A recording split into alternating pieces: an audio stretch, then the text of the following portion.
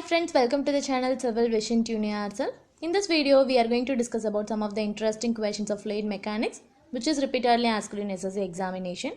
Let's start. First question: the maximum number of jets generally employed in an impulse turbine without jet interferences.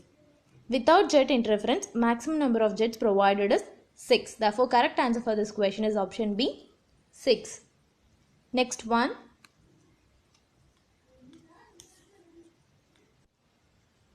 Second one, in an Kaplan turbine runner, the number of blades is generally. For Kaplan turbine, the number of blades generally ranges from 4 to 8. Therefore, correct answer for this question is option C, 4 to 8. Next one. Third one, a Pelton wheel working under a constant head and discharge has maximum efficiency when the speed ratio is.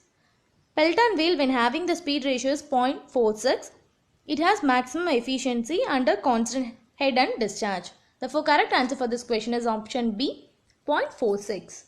Next one. Fourth one. Which one of the following statement is incorrect? Therefore, correct answer for this question is option C. A Francis turbine is an impulse turbine. Because a Francis turbine is a Kaplan turbine, follow the reverse Archimedes principle. Therefore, the Francis turbine is an impulse turbine is only the incorrect statement in this question. Therefore, correct answer for this one is option C. Next one. Fifth one.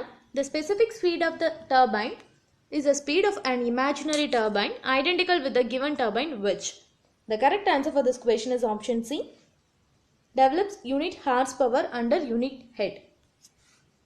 Specific speed is defined as the power generated by a turbine unit horsepower under unit head. Therefore, correct answer for this one is option C. Develops unit horsepower under unit head.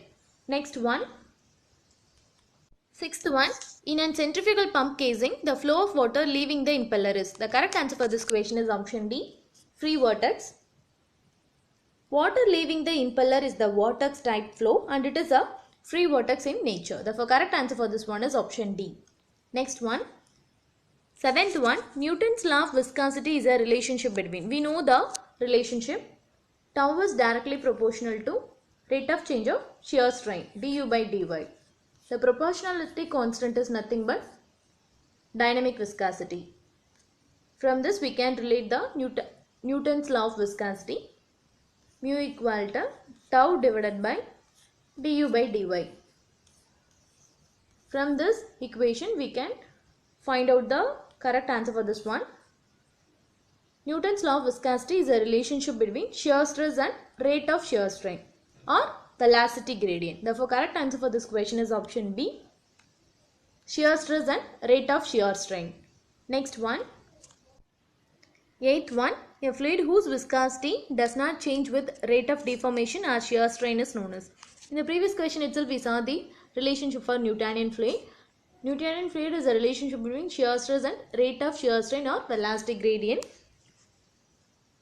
Viscosity is constant means the graph shows that a straight line passing through the origin. From the graph itself we denote the Newtonian fluid is nothing but a straight line. Therefore, correct answer for this question is option B, Newtonian fluid. Ninth one, when the Mach number is more than 6, the flow is called. Mach number is defined as a ratio of inertia force to the elastic force. When its ratio more than 6, its nature becomes hypersonic. Therefore, correct answer for this question is option D, hypersonic flow. 10th one.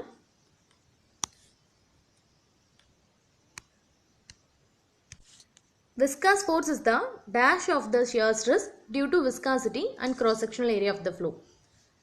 Stress is nothing but force by area. Here the force is asking. Therefore, stress into area is nothing but viscous force. Viscous force is the product of shear stress due to viscosity and cross-sectional area of the flow. The correct answer for this question is option B, product. I hope this video will be very useful for you. Kindly share with your friends. Thank you.